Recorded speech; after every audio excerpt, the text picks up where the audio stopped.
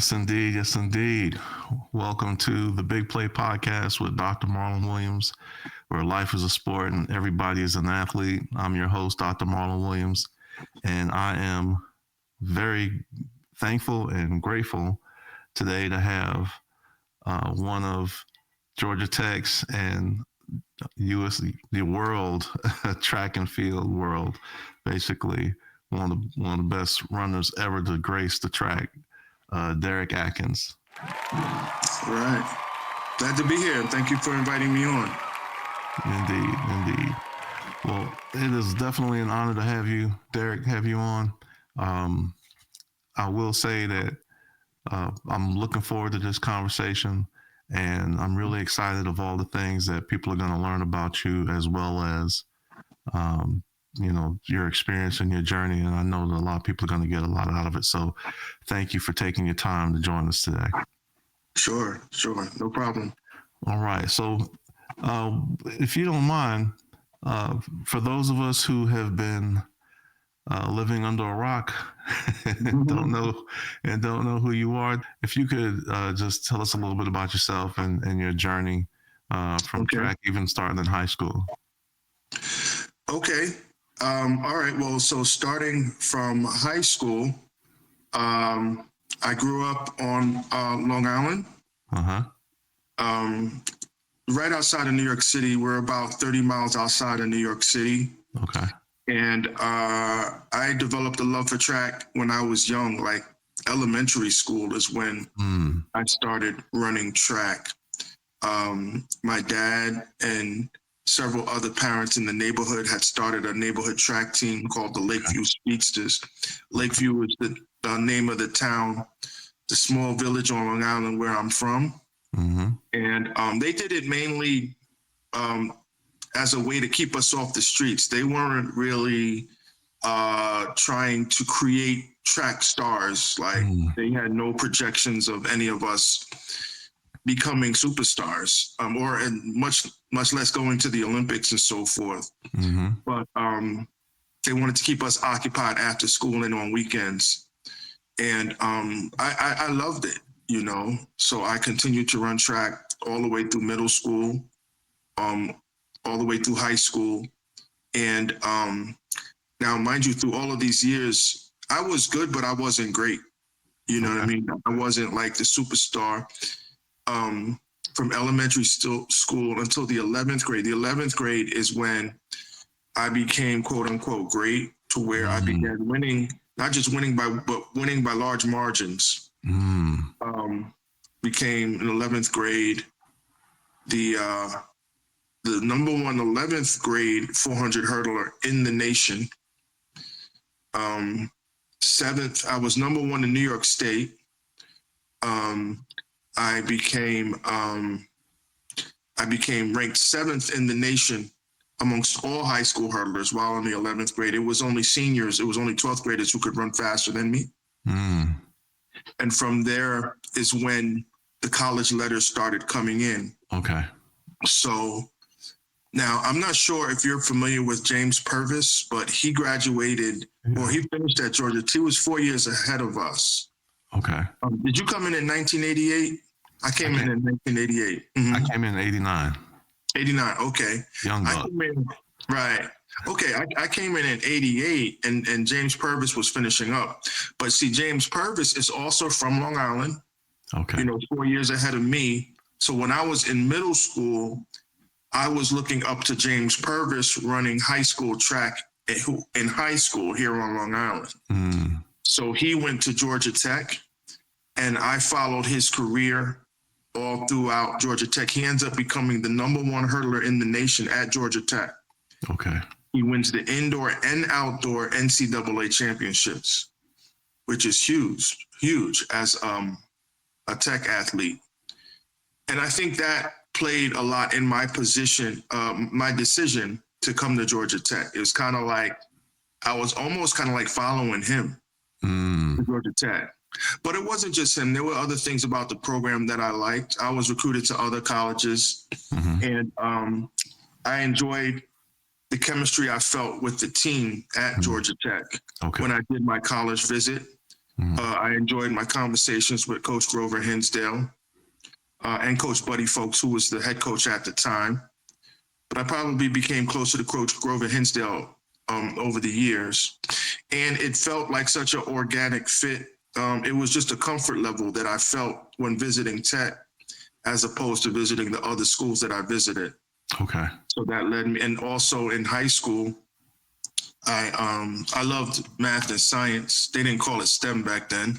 Okay. But I love math and science more so than the humanities. So I wanted to study engineering. I just felt like it was a great fit. So that's when I started at Tech in '88. Attended Tech from '88 to '93. Was All-American all 5 years. And we can compete 5 years because track, we have 2 seasons. We have indoor and outdoor season. Okay.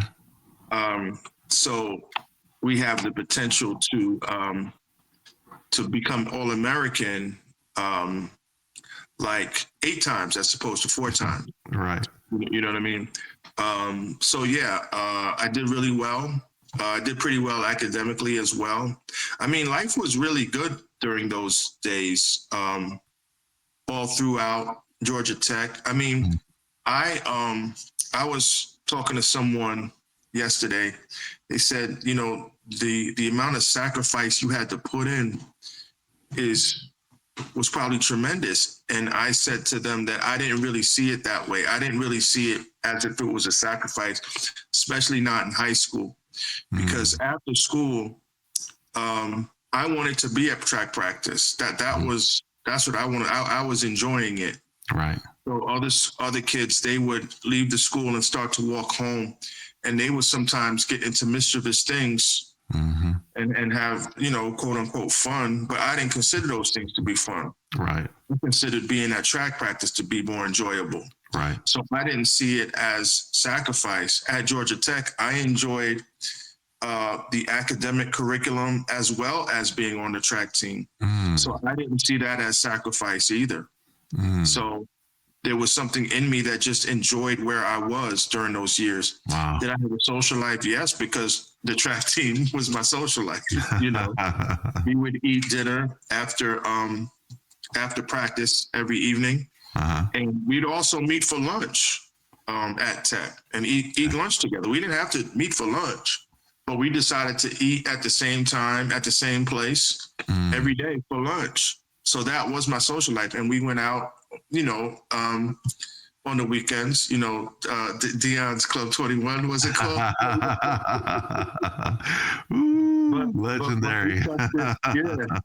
But we kept it like, we didn't go crazy with the partying. It was just, okay, one night a week we went out, stayed out till like 3 a.m, and then that's about it. It was very balanced and measured. But those are some of the best years of my life. So I don't really see it as sacrifice. Things went very smoothly for me during those years. Then I began to, I won. Well, I never won. Well, then I ran pro track. I mean, there's so much I could say, but just let me know what you. We'll get to it. We'll get to it. Yeah. Okay. Yeah, man. Well, that's a great start. And I'm gonna work backwards, so to speak. Okay. Based on what I know about you and what I've heard, which have been all great things. I remember Coach Hinsdale being a very authentic person. I remember him being super cool, and just a chill guy, man. But I think about what you mentioned earlier about the motivation of your parents and the community members and the parents in the community starting the track club, and their motivation was pure. It was to take care of you and to make sure that you guys were on the right path and avoiding the pitfalls that unfortunately befall many of us who don't have that type of guidance and parents who are very involved. And I think that's a credit to them for doing that for that reason. And I think hopefully people listening to this will realize that let your children have fun and do it for the right reason and Don't be so caught up in the trying to live vicariously through them, so to speak. Right. That's right. That's right. Yeah. And that helped me a lot. I have no complaints about how I was raised. I mean, I feel like it was as good as it could have been from my childhood all the way up through Georgia Tech. And then I ran into problems in like later on and that we can get into, but you know, sometimes in the mental health world, the therapists want to dig into how you were raised. And to this day, I say that there was really no issues there. You know, right. It's not always upbringing and an abusive upbringing that leads to mental health problems. There's such a wide array of issues that can affect our minds. Right. And that's what some therapists, I believe, run into trouble is, you know, a client will come in with a presenting problem and they'll say, this is what I'm experiencing. This is what I believe is the situation and the problem. And they'll automatically pull out this blanket toolkit and say, all right, this is what worked for my first patient and my last 20 patients. And they'll try to apply that to you. And that's not fair to the client. And it's just like coaching. You know, you've had the pleasure, and the people that you've coached have had the pleasure and the honor of being coached by you. What worked for one person doesn't work for the next hurdler. Exactly. That's very true. Added to the fact that if anything, now this is just coming to me now. Okay. I wonder if my first 22 years were too utopian. You know what I mean? I'm starting to wonder that now because everything was just smooth and great for the first 22 years of my life. From upbringing was as good as it could have been. College experience was as good as it could have been. I wonder if it was too good and I didn't really have any opportunities to battle challenges and inauthentic personalities, manipulation, abuse. I had no opportunity to battle those things. Everyone around me, like you said, Coach Hinsdale was authentic. My parents were authentic. Everybody was a good person and had their priorities aligned. So I'm starting to think about that now. Maybe it was too good, but I'll probably dig more into that later. Yeah, that's something to unpack for sure. But I think it's important to remember that it's not about what you go through. It's oftentimes how you go through it. And how you go through it has a lot to do with the cloth that you're cut from. And I don't think there's one thing I will say, that those past experiences, getting into them early, can sometimes leave us jaded. They may not necessarily make us better prepared, but I'm glad you had that opportunity and that wonderful utopian start because you know I think it's definitely worked out for you. Right. So I want to talk some more about. So how many times were you an All-American at Georgia Tech? Okay, so I was actually an All-American 4 times. Okay. But I competed 5 seasons because my junior year I didn't run an indoor season, but I ran an outdoor season. Okay. So then my 5th year I had an additional indoor season. Okay. So I was an All-American 4 times, and I was national champion twice, but only in the relay, the 4x400 meter relay. Now, I should have been a national champion in my event, the 400 hurdles, the event that I won the Olympics in. Okay. What happened was my senior year, I was literally demolishing the field way out in front of the second place runner by like 15 meters. Wow. But I hit a hurdle. Okay. I hit the 8th hurdle and I fell down. Sometimes in hurdling, and we'll have to go a lot into this. Sometimes in hurdling, we start to hit hurdles when we're running too fast, so to speak. We're running faster than we ever ran in the past. Okay. You see what I'm saying? Yeah. And then all of a sudden, we're not used to our own newfound speed. So then you hit a hurdle. So I hit a hurdle. I was running faster than I ever ran at the NCAA championships of my senior year. It was a new feeling. Hit the hurdle, fell down. All the athletes passed me, and I placed last in the final. So I should have now. So they'll tell you, like the track experts will tell you, that Derrick Adkins was ranked as the #1 hurdler in the nation, the #1 collegiate hurdler in the nation. My senior year. Sorry, my sirens. I live in New York City. No, that's cool. It's actually kind of timely when you think about it. All right, what I'm talking about. Yeah, man. Yeah, Yeah, right, I didn't see it right that on way. point. The universe knows, man. But go ahead. Okay. Go ahead. So basically, I hit a hurdle. And so what it was I was ranked as the #1 hurdler in the nation collegiately my senior year, but I didn't win the actual race called the NCAA championships. Okay. But that same day, 2 hours later, we won the 4x400 meters in the NCAA championships, defeating the top teams in the nation, USC, Baylor, who else? Ohio State. And Tennessee, all of the top nations. And we weren't supposed to do that. We went in rank 6. We were expected to take 6 in the 4x4. Okay. I was expected to win the 400 hurdles. So I fell in the 400 hurdles and we won the 4x4. And then we won the 4x4 the next year indoors at the NCAA championship. So I'm a 2-time NCAA championship only in the relay. But and then not in the 400 hurdles. Now my junior year, I placed second at the NCAA championships. Okay, so that's really good as well.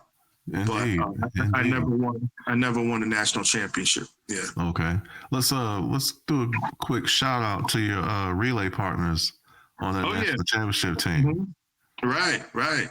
So that's Derek Mills, and he was the fastest on the team. I always have to tell people, I'm a gold medalist, but I wasn't the fastest on my team. That was Derek Mills.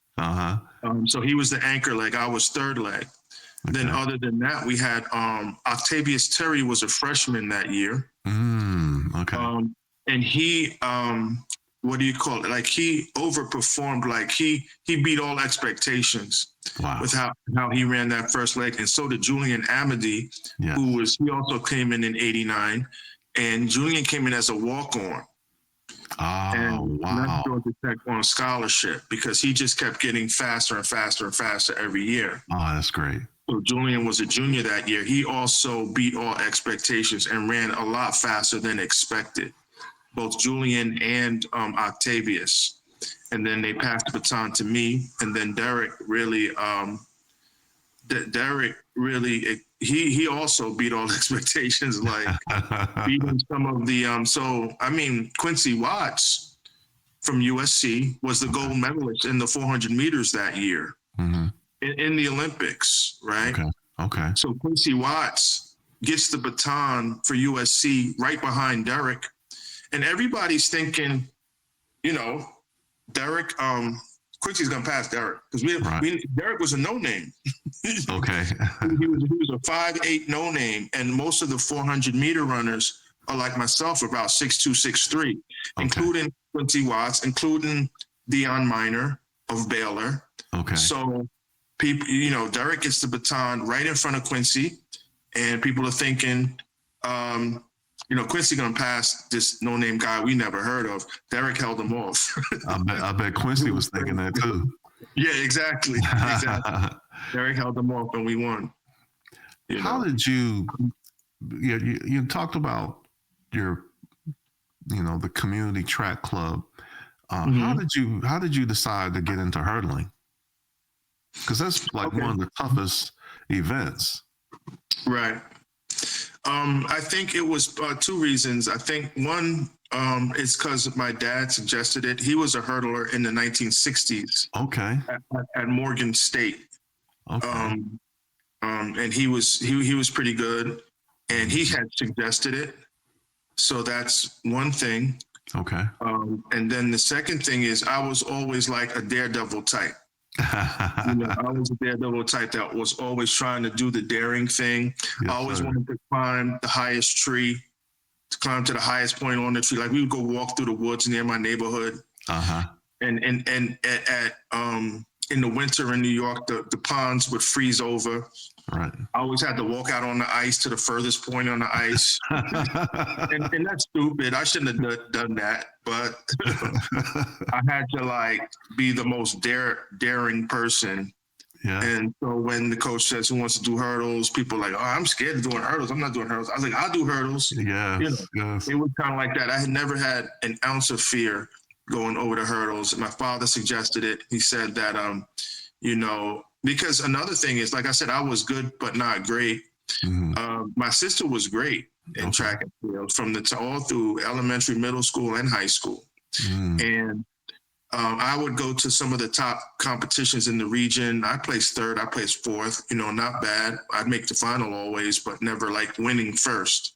Okay. And my dad said, if you become a hurdler, your chances of winning will increase. Okay. Because if you master the technique of clearing the hurdle efficiently, you can beat athletes that are faster than you on the ground. When you look at my Olympic final in 1996, I won. But let's say if we would have taken the hurdles off the track on that day, right, out of place fourth, fifth, something like that. Just if it was just a regular 400 meters without hurdles, right? You know what I'm saying? So it was my efficiency over the hurdles, which was my strength. Yes. And that's exactly how my father predicted it. He says, I'm going to teach you to hurdle the right way. You're going to be able to beat athletes who are faster than you. Wow. And that's exactly what happened. Yeah. Wow. Shout out to Dad, man. Yeah, that's definitely. Awesome. He was a phys ed teacher, and he was he was an assistant track coach at my high school. Excellent. Excellent. Yeah. So I believe I saw somewhere where you were ranked number one. I believe I heard you say that you felt like you peaked in 94 and you were ranked number one from 94 through the 96 Olympics. Tell us about the resilience and the mental toughness you needed to have to maintain that and to perform under that pressure. Yeah, I mean, you have to have a lot of resilience because in addition to just being a hurdler, I was a 400-meter hurdler, which is a whole different animal than the 110-meter hurdles because there's a fatigue factor that's very, very grueling. Like the 400 hurdles, many will say it's the most difficult event in track and field. Okay. Due to the fatigue factor, total body fatigue from head to toe. I mean, people are in track and field are literally afraid of the race. Yeah. So it's the old saying, no pain, no gain. Yes. I was willing to push myself through the fatigue and the pain. So every race hurt, every single race, whether you win, whether you lose, every race hurt, and extremely so, and extremely grueling race. And I just had a mentality going back to middle school when I started in the 8th grade that I wanted to take on this challenge that everyone else was afraid of. And it hurt. Every single time I raced, it hurt. And I tried to make my practices hurt as well. Okay. So there was just this mentality in me, and I believe it came from God, where I just believe that I was willing to push myself through the pain, kind of like masochistic. Yes. You know what I mean? Embrace the pain, to push through the pain. Everybody's scared of the pain. I'm gonna push through the pain. So that's right. It took a lot of resistance, and that I think that developed me as a person, having to push through physical challenges on the track enabled me to do the same, in my personal life. So when it came to 94 was a big breakthrough for me. That's when I kind of like moved up in the ranks and became the fastest 400 hurdler in the world. Okay. And then it was just a matter of maintaining that number one ranking through 1995, through 1996. The nervousness before races is excruciating. It's like a panic attack that you just have to slow down your breathing through. Yes. And tell yourself it's going to be over soon. Whether you win or lose, the extreme anxiety is going to be over soon, because if that anxiety was to last forever, I don't think anyone could sustain that. Yeah. So the nervousness, it's not just the nervousness of competing in the Olympics, but every single competition I had to compete in. You know, we'd run races all over the world, mostly in Europe, in Zurich, Switzerland, in Rome, in London, Paris. Most of those races over there in Europe were in front of full stadiums of 30 to 50,000 people cheering. So every single time I raced, I was nervous. Every single time I raced at Georgia Tech, I was nervous. And you just push yourself through this very uncomfortable feeling of extreme anxiety. You push yourself through the physical rigors of the actual race. Something in me told me that I was doing a good thing by pushing myself through these challenges. Okay. And I feel like it developed me as a person. So I was able to maintain that number one ranking through 95 and 96. Not that I won every race. I had a primary competitor named Samuel Matete who competed for Zambia. And even though he competed for Zambia, he competed for Auburn. Okay. He came from Zambia to go to school first at a community college in Texas and then at Auburn. And so I would race him when he was at Auburn. I was at Georgia Tech. I never beat him in college.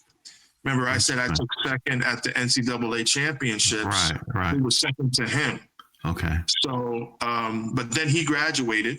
And then I was, as a senior, I was expected to just demolish the field. And but he had already graduated. But so he beat me every single time in college. And then as a pro in 94, I started beating him, but I didn't beat him every time. It was the type of thing where he would win, then I would win, then he would win, then I would win. But I ended up beating him a few more times than he beat me for that 3-year time period. So that led me to become ranked number one in the world, and he became ranked number two, but it wasn't by a lot. If I was beating Sam, it was just by, it was just by inches. Wow. Yeah. True rivalry, true competition. Yeah. Man, I think it's amazing what you mentioned about hurdling, every race hurting.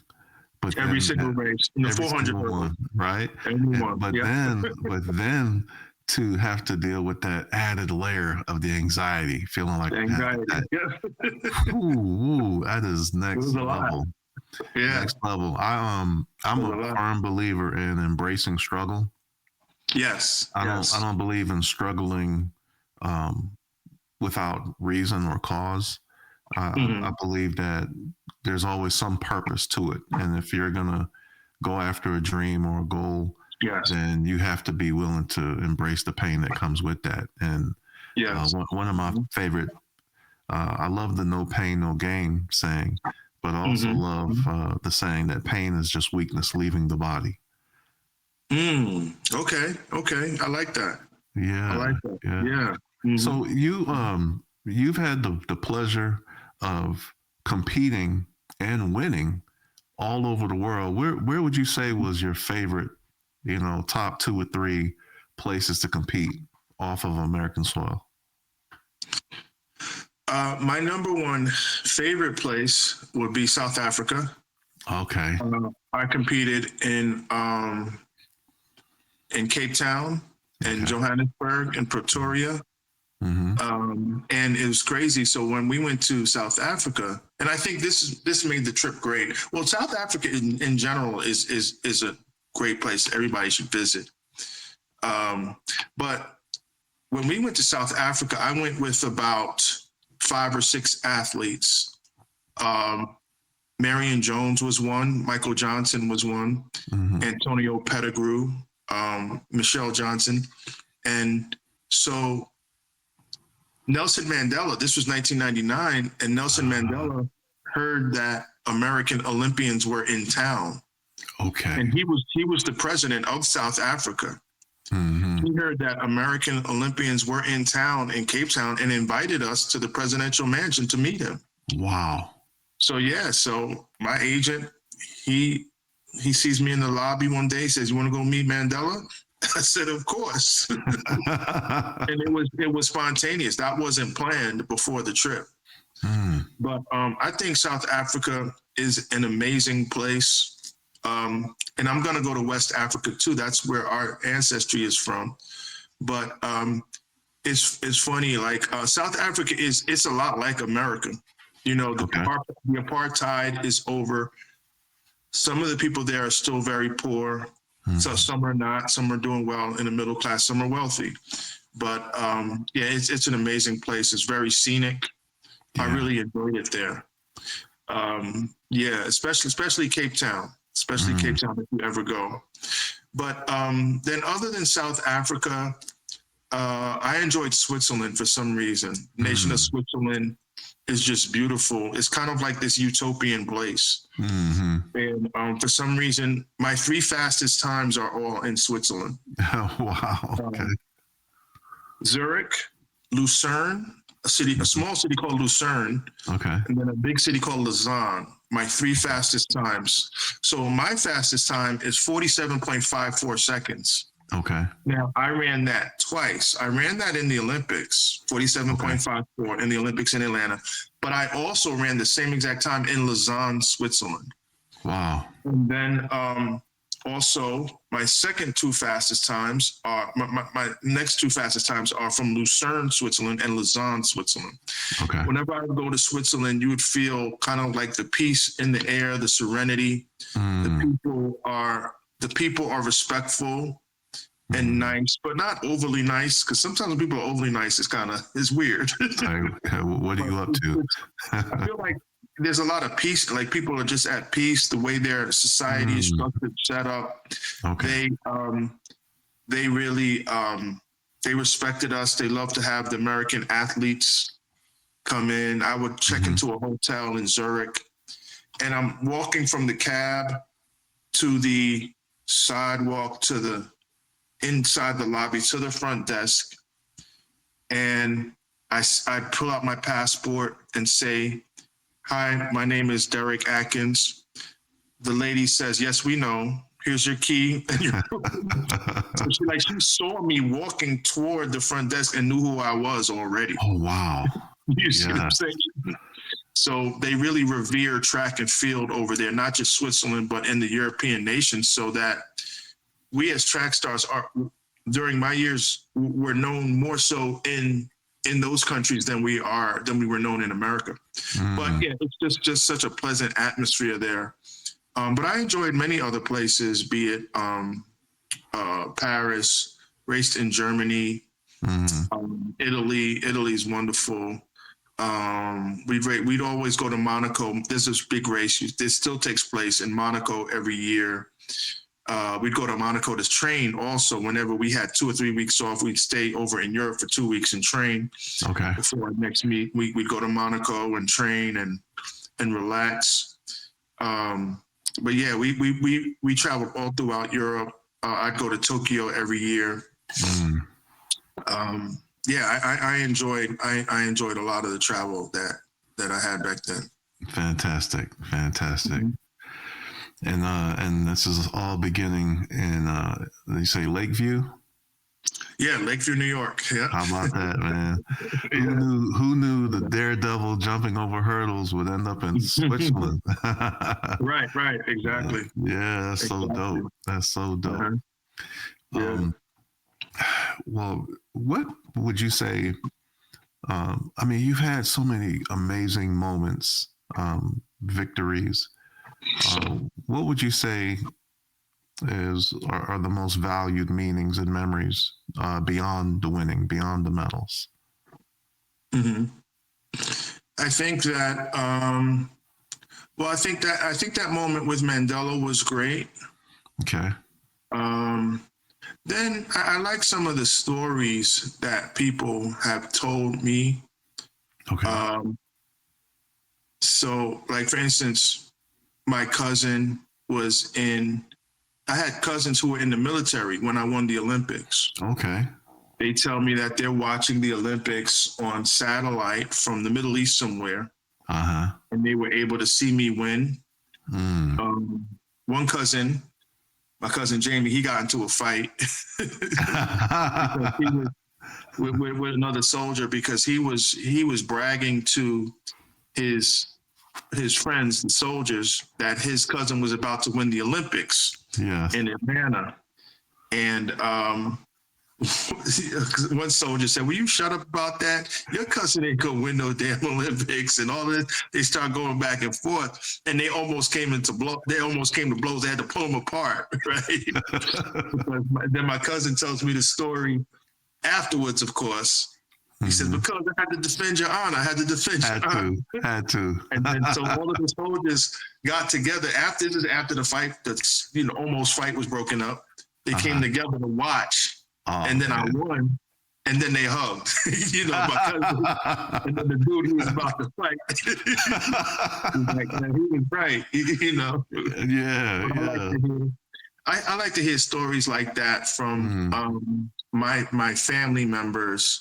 That's probably the most inspirational to me. My uncle, my dad's brother, was a teacher in Philadelphia, and he also was telling the other teachers in the faculty in the school that this is like maybe a few months before the Olympics that his nephew was going to go to the Olympics. His nephew was going to go to the Olympics, and he thinks he's going to win. And once again, people are dismissing him and whatever. Right. Everybody thinks their nephew's going to the Olympics and winning, And so, but now that same summer, there were cuts in the Philadelphia school system. Due to budget concerns. So he was laid off that summer.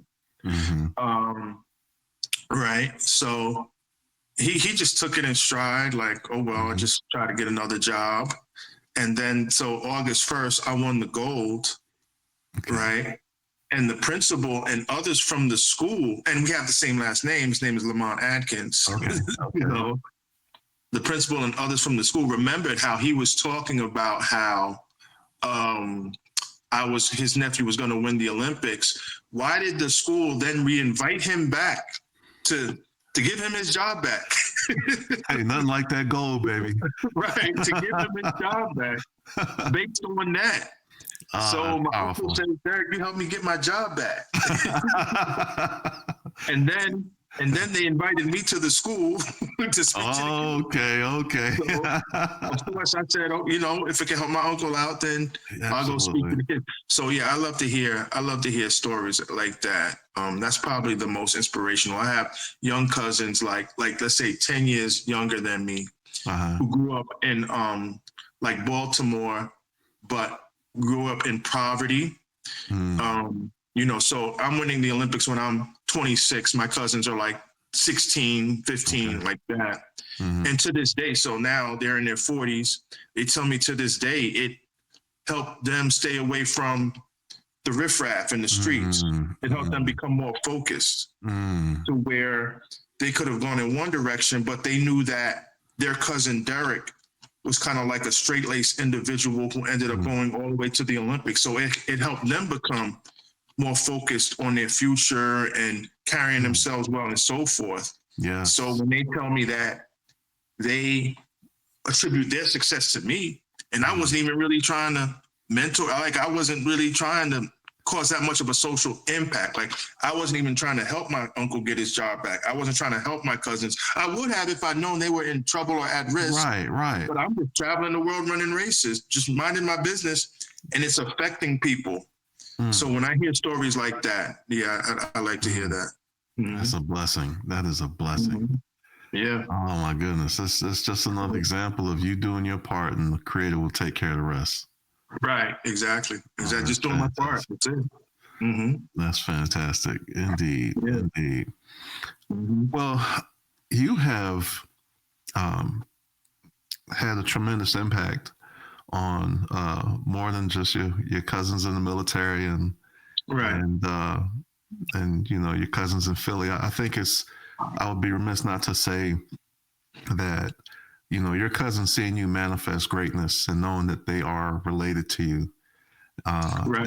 and a part of you, they have that in them too, and just kind of raise the bar for themselves just by doing what you do. That's fantastic.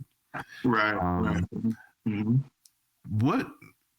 Tell us about your transition from athlete to coach. Right. You see today, you see a lot of, and I know football and track are not the same. In some ways they are. We're going to get to that. But Right. Okay. you have. It's not always great performers, great players don't always end up being great coaches. But, right. But here you are. You've had some great success at both Georgia Tech and Columbia. Would you mind telling us a little bit about your transition into that phase of your athletic career, and just tell us a little more about that? Yes. Yeah, I'm going to talk about that, the transition into coaching, and I do want to also, in speaking about that, bring in kind of the mental illness piece, because I know that absolutely. We want to talk about that too. So I want to bring that into it, because it's funny, like, and there's a spiritual component as well, to where I do believe it was God's will for me to win that gold medal. For whatever reason, you can't win anything at that level if it's not God's will. And it's not to say that it's not to say that God gives the victory to the most righteous person on the track. Okay. I'm not saying that. I'm just saying that God just will put the talent in someone, whether they're righteous or not. And I was moderate. I mean, I had just become a Christian in '95. Okay. But all I can say is I have to give all the glory and honor to him, because he put it in me. But I think it was one of my purposes for winning, for living, to win that gold medal. The issue is that when that's your passion, the question is, what are you going to do next? So after I retired from track and field, I didn't have another passion. I earned a degree in engineering, but engineering wasn't my passion. I majored in engineering because I like math and science, and you have to major in something. Right. But it wasn't my passion. Right. And coaching also wasn't my passion. My passion was running 400-meter hurdles, and that's it. So I kind of wandered and drifted for a while after retiring from competition, taking this job, then that job. Okay. So for not really knowing what I wanted to do next. So I did begin coaching for Columbia University as my first job after retiring from competition, but I didn't really like it that much. Okay. I didn't like it. From there, I went to a job directing an athletic center called the Armory Track and Field Center. So I was director, which was more of an administrative position. Okay. From there, I was dealing with major depression through those years. Okay. And sometimes when you're dealing with depression, you drift from place to place looking for happiness. So I drifted from the coaching job at Columbia to the job at the Armory directing the athletic center, to another running organization called New York Road Runners, another administrative position there. And I also did motivational speeches for the New York Road Runners. But through these years, I wasn't happy doing anything. Only thing I was ever happy doing was running the 400 hurdles, as much as those races hurt.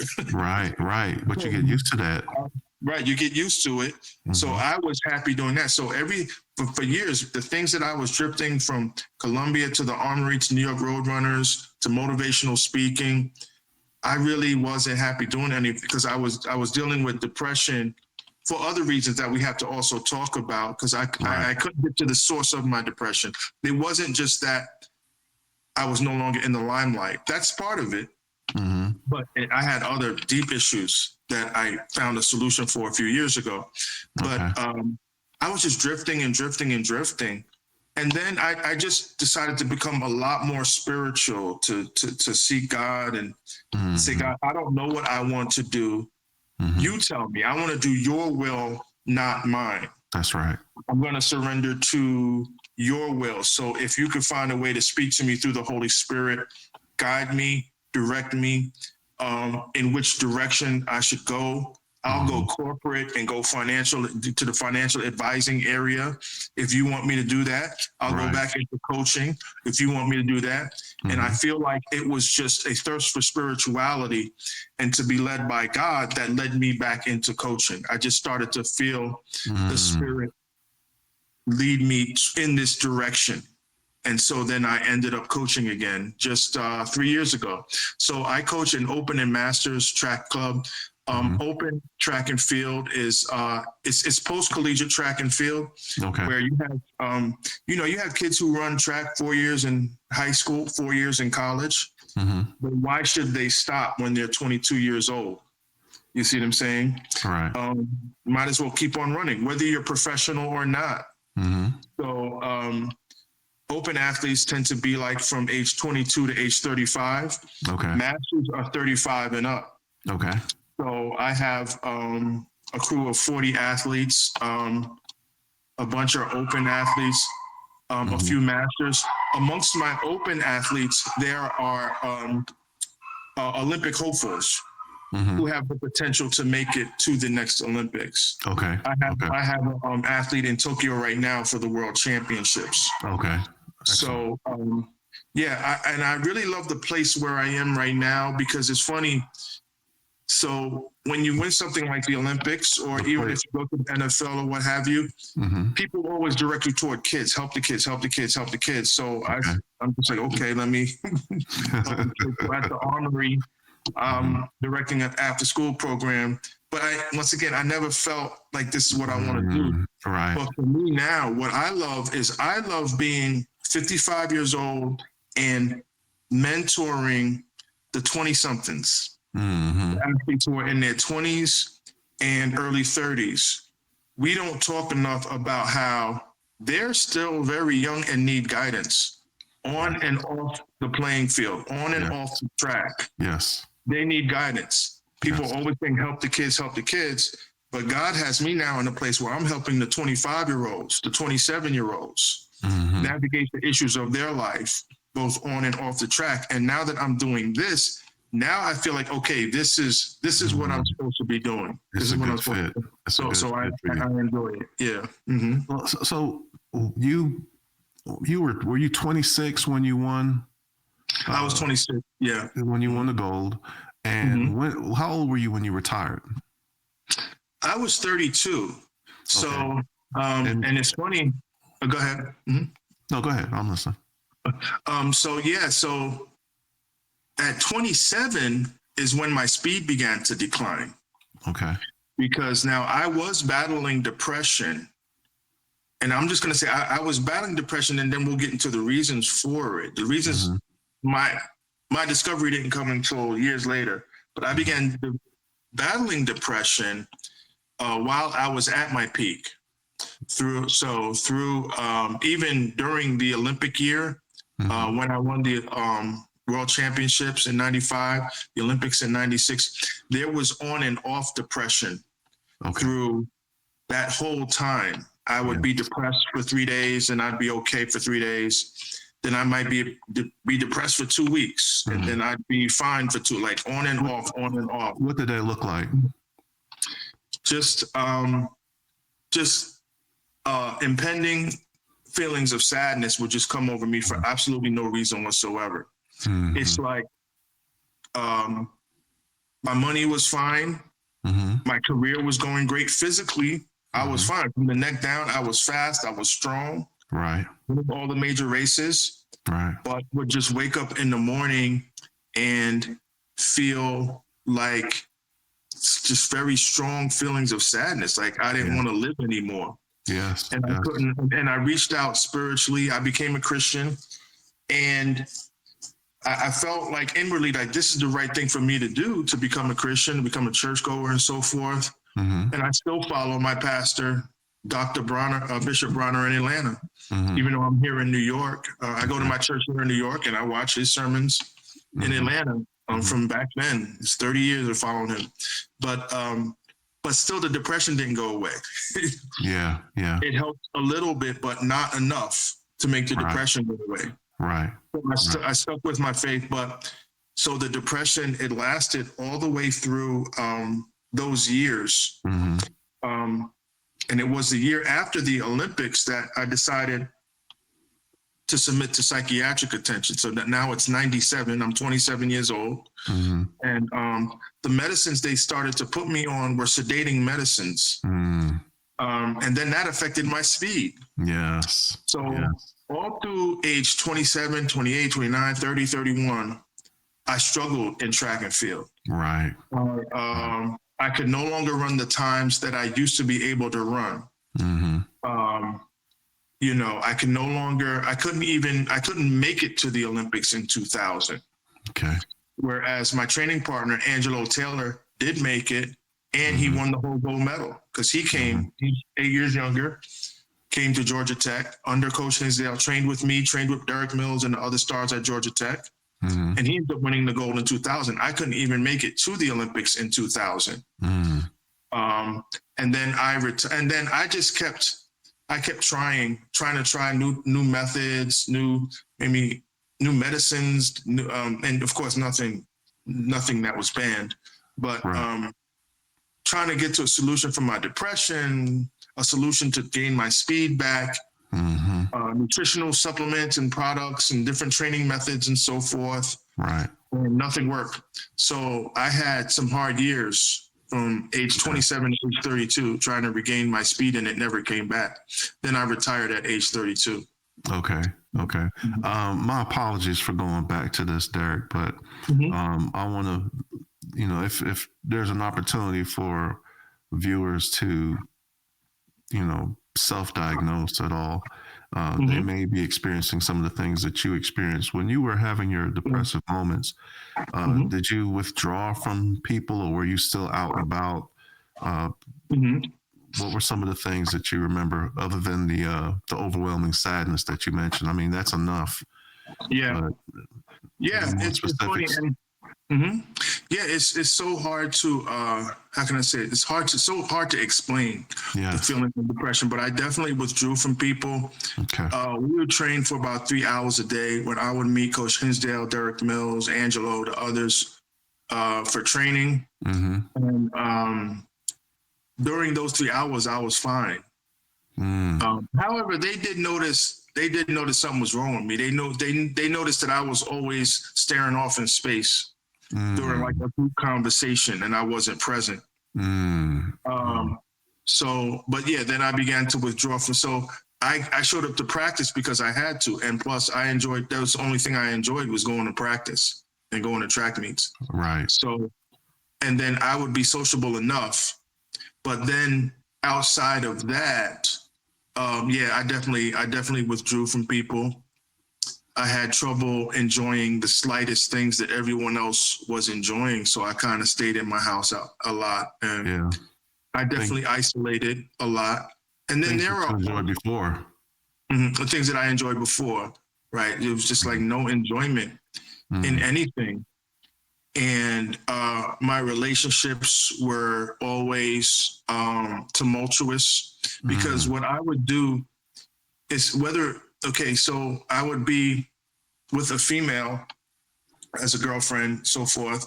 But the depression was so strong in my head that I would think that there's something wrong with her or something wrong with the relationship. Where it was really like she was fine, but I would just move to the next relationship thinking I could find happiness here. And then to the next relationship thinking I could find happiness here. And it looked like I was like a heartbreaker or a playboy or something, just love him and leave him and so forth. But that wasn't really my intention.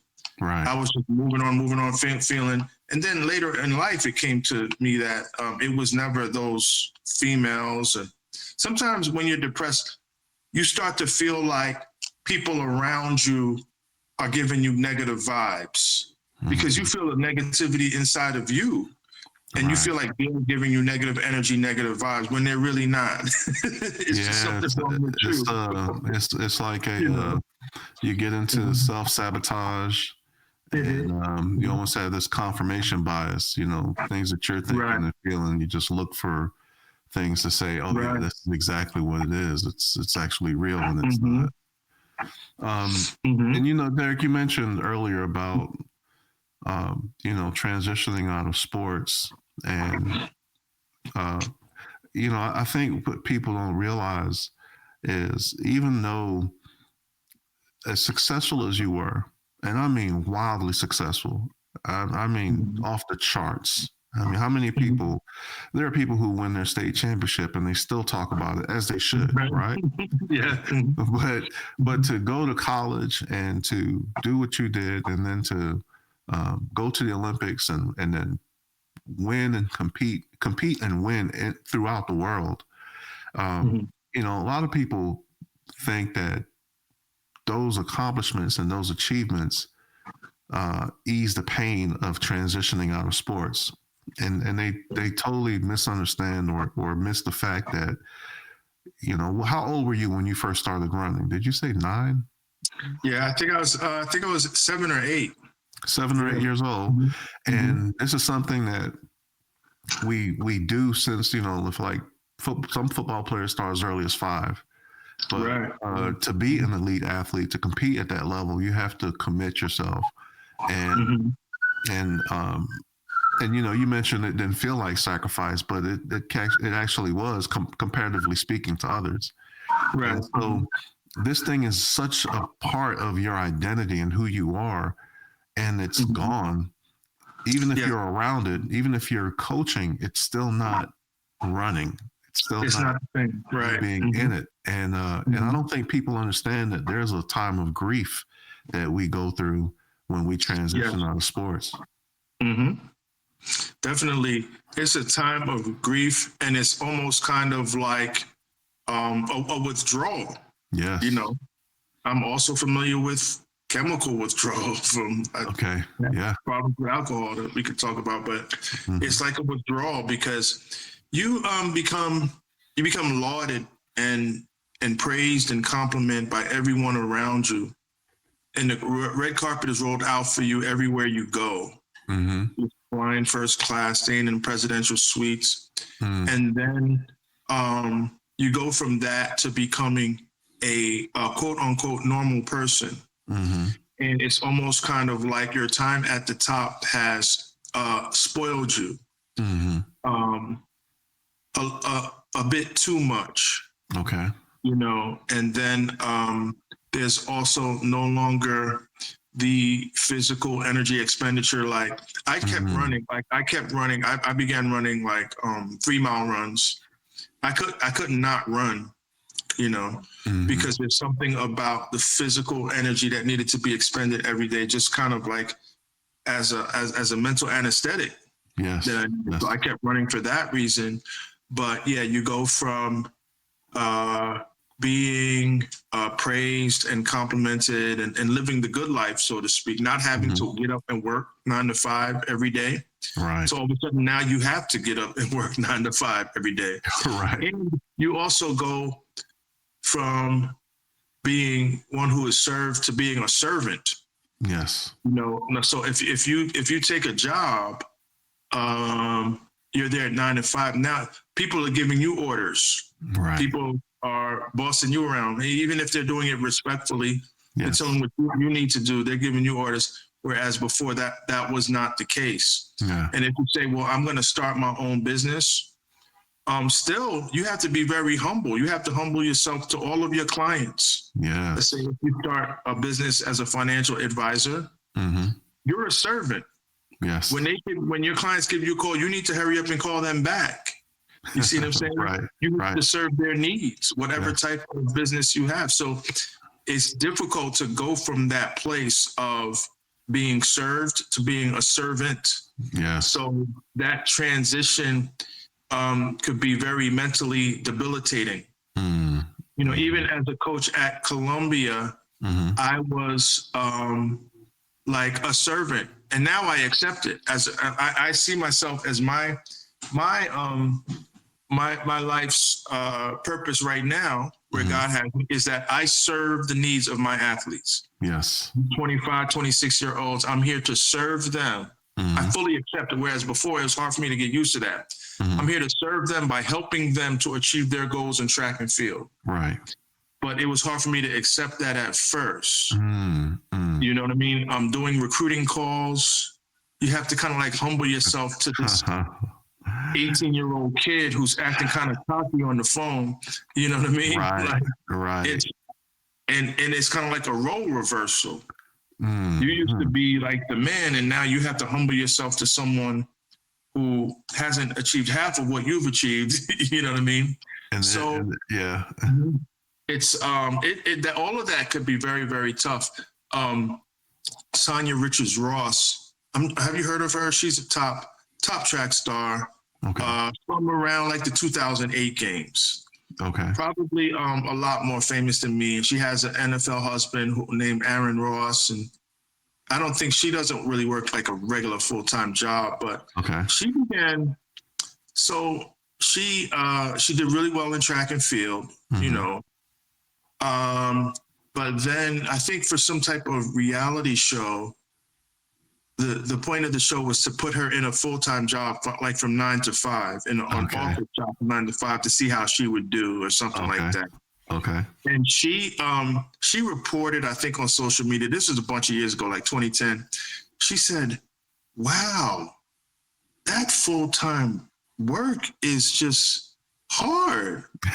You have to show up to the office at 9 and you have to stay there until 5. And you can go for lunch. Other than that, you have to stay right there. She's like, it's like jail. Like, she is marveling over how difficult it is to work a full-time job. And this is something that most people have to do. Right. And most people who were not athletes just accept it. They graduate from college and this is what I do. And it's okay for them. Right. But she spent so much time living the good life, traveling the world, going to track practice and running races and signing autographs for us husbands in the NFL and so forth. And she was just doing it for a reality show. She wasn't doing it for life, for a matter of her life. Yeah. But she was saying, this is difficult. Oh my God. But what I tell the young people now, and I was just mentoring a young person, I said, listen, just stay there and keep doing it. Okay. Give yourself your first check mark is going to be 90 days. If you just keep doing it and get into a rhythm and stay at that job, because this person I was mentoring had trouble staying at a job. You know, stay there. You're going to get used to it. You're going to get acclimated to it. You're going to find your flow, and then you're going to find some enjoyment in it. Yeah, you're going to find it becomes very rhythmic, and then you become okay with it, and then you begin enjoying it. But you just have to stay there and allow yourself to get acclimated to it. You know what I mean? You're not going to always feel as awkward as you feel right now. Right. So that would be my advice to like Sonia Richards Ross. But like I said, she just did it for a week for reality. And my advice to her would be like if you had to do this for the rest of your life, then you would get acclimated to it and you'd be okay. Right. But a lot of athletes, they don't do, like, they bounce around like I bounced around. Like, they're in a situation and it's like, I can't take this. This is making me so depressed. And you go into the next situation, then the next situation. Right. But yeah, that's my advice, to just give yourself some time to get used to it.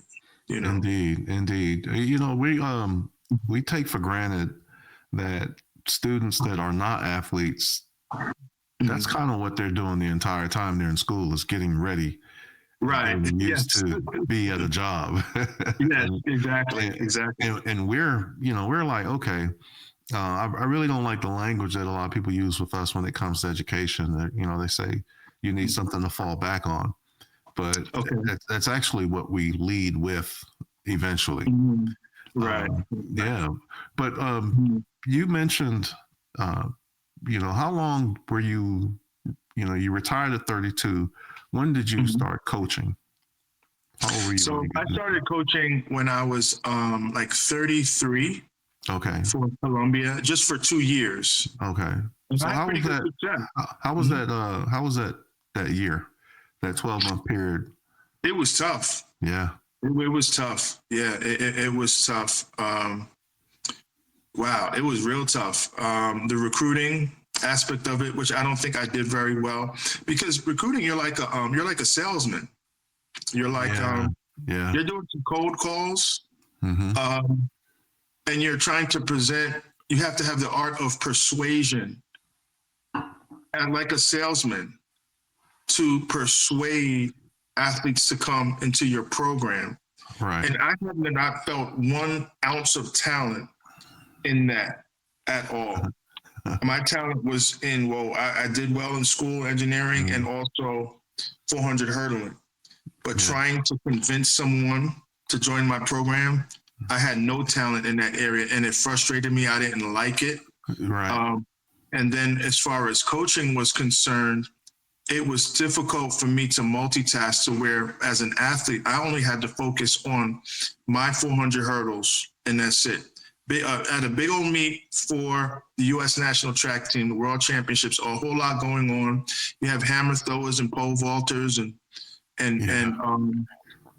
distance runners and so forth, the relay athletes. I didn't have to think about none of them at all, ever. Right. Or at Georgia Tech.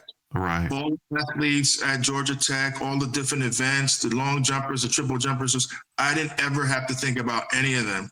Right. I would just be hanging around the track team, track me, laying on my back, waiting for the 400 hurdles, go run the 400 hurdles, and then go home. Or if I had to do the relay, I would just run my leg, and that's it. I wouldn't even watch the rest of the race.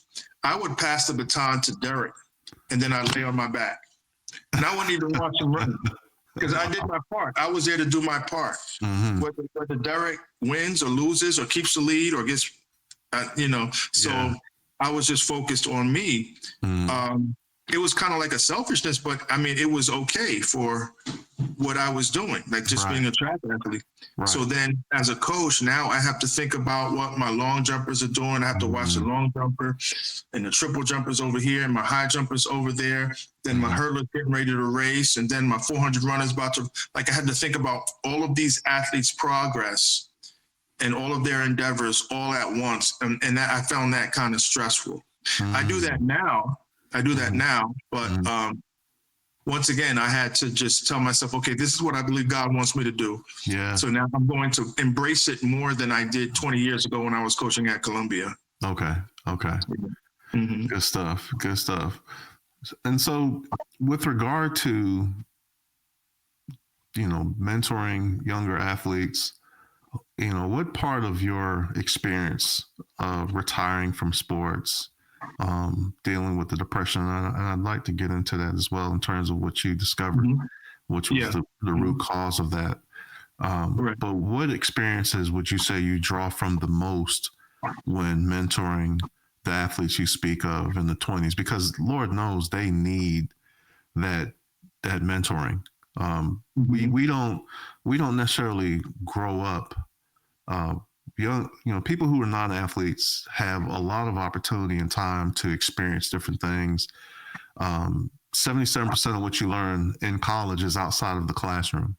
But if you spend that time training, if you're on the track, if you're on the football field, you're not getting that same education that everyone else is getting. And so now when you're an athlete and you are no longer competing, or you're competing at the level that you're mentioning with some of the athletes that you work with at the Open, what experiences do you have from your past that you draw from the most when mentoring the athletes you mentor today? I think one thing that's important that they deal with is frustration. They want to all run faster than they're running. Okay. And it could be tremendously frustrating. They go to one race and they haven't run any faster. Then the next race, they haven't run any faster. Then the next race and the next race. And I have to let them know that it's a matter of just sticking to it. Yes. there were times in my life now I broke through when I was 24. That was 94. Okay. But from age 21 to 24, I ran the same exact time. I was stuck at a plateau. I couldn't run any faster than 48.6. So I had to just stick with it and trust the process for 3 whole years, training 5 days a week, putting a lot of energy into it for 3 whole years before breaking through to the next level. And that's just a part of it. Then toward the end of my career, so I went from 97 to 2002, age 27 to age 32, 5 years of training consistently. And I never got my speed back, but I put myself through the training anyway, and it never returned over the course of 5 years. Okay. So their frustration is what bothers not just my athletes, but most track athletes a whole lot. So I have to kind of help them navigate that. Right. I have to help them navigate that. One of the things that I do is they know this about me. I'm not that type of coach that is going to get mad at them personally if they don't meet their goals. Some coaches will. Some coaches will. The athlete is always frustrated that they didn't meet their goals. So a coach being mad at you doesn't really help much. No, it doesn't. And I tell them, and I think that helps them, and I think that's why they like me, is because I'm not going to be that type of coach. Some coaches just won't talk to you. In track and field, they just won't talk. They'll talk to the other athletes and will never talk to you because they're mad at you because you're not progressing. So I make sure I keep my demeanor in a place where I'm going to give each athlete the attention that they deserve. I'm often satisfied when I see them operating in the right mentality. Like little things like showing up to practice every day on time. Right. Not cutting corners. I have athletes who do everything right, like they're supposed to do, but yet they don't get faster. And I have to let that athlete know that I'm still proud of them because they're doing everything they're supposed to do. And 100% of the time, that athlete who doesn't get faster, after putting in all the hard work and had exceptional discipline and habits, that athlete 100% of the time goes on into another endeavor in life and becomes very successful. Yes, exactly. So they should not think that they were a failure as a track athlete. So I let them know. So I want them to know that whether you're getting faster or not, you're doing well. Right. And when they hear that from me, being a 55-year-old OG, they accept it. And then I think that helps them. But then that's just for the athletes that are not progressing. I have other athletes who are progressing and they're running faster and faster and they're winning big races and they're making a name for themselves and so forth. And so for those athletes, life is a little easier. Okay. But for those athletes that have trouble progressing, I just make sure that, I stay empathetic. And my own experience as an athlete has helped me with that. So people can always say, well, Derrick, you're a gold medalist, you were a star, a world champion, But yet I also had to live through age 27 to 32. Yes. Losing. So that's part of my experience that people don't know about. Or if they know, that they don't focus on that because they're just focusing on that gold medal in Atlanta. So I know what it's like to lose is what I'm saying. Showing up to track meets as the reigning gold medalist and then taking 6th place. You see what I'm saying? And there's a lot of embarrassment there that I've been through. Yes. So no one can say that, well, you're a star. You don't know what it's like to be an also-ran. Yes, I do. Yeah, you do. Yes, I do. So let's keep talking. Right. That's it. Yeah. Well, let's talk about your depression and the mental health challenges relative to the concussive events that you experienced. And if you would tell us a little bit about that and and what you want athletes and coaches to know, because track is not necessarily associated with concussions, aren't necessarily associated with track. It's usually just football. And then, they start talking about soccer, headbutt, heading the ball and things like that. But you actually had a really serious injury with that no one really could see with the human eye. So that goes back to there was a period between, when did that start? 92 to 94. So age 22 to age 24, and I shared a little bit about this before, when the hurdler undergoes kind of a speed increase after many years of training. And then all of a sudden, the hurdling part of the endeavor becomes more difficult than it used to be. Right. So all through middle school, I'm going over hurdles, not hitting any hurdles. Well, I'd hit hurdles, but not fall to the ground. Okay. Mm-hmm. All through middle school, all through high school, not falling, not falling to the ground. Right. And all of a sudden, as a senior in college, at age 22, all of a sudden I start hitting hurdles more and falling. Wow. You know what I'm saying? So for the first time in my life, and what happened was I had undergone a speed increase at around age 22 to 24, but then the hurdling part of it, I began to lose coordination in going over the hurdle. So between age 22 and age 24, I hit hurdles really bad and went face down, full speed. First part of my body that hit my ground was my forehead. Where hit the ground was my forehead. Goodness over the hurdle. The hurdle stops your legs. Your legs don't clear the hurdle. Because what happens is you actually get too close to the hurdle to clear it. Okay. You see what I'm saying? Because when you're running faster, and non-hurdlers are not going to feel this, but when you're running faster, your stride is longer than it used to be. Okay. Without you even knowing it. And you can't feel it. You can't feel it. But your stride is longer than it used to be, so that when you land before the hurdle, you're too close to the hurdle to clear it. Right. To get your first leg over the hurdle. Right. So the hurdle would stop my legs. My upper body would go forward. My forehead would hit the ground. In one of those events, I broke my collarbone because my forehead and my collarbone hit the ground really hard. Goodness gracious. And my clavicle broke all the way through. So it ended up on the X-ray looked like that instead of like that. Yes. And I was out for about 3 months, my senior year in college.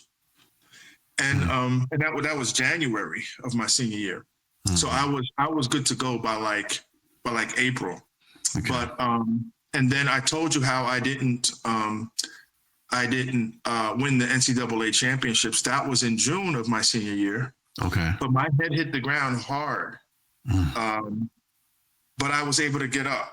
My head hit the ground. I got up and I started racing again, and I placed last. Okay. But my head started hurting after that. So that was my second concussion. Then my third concussion was my second year as a pro in 1994. Okay. Right before I moved up to the highest level in my speed, I was racing the world record holder, Kevin Young. He was the reigning gold medalist and world record holder.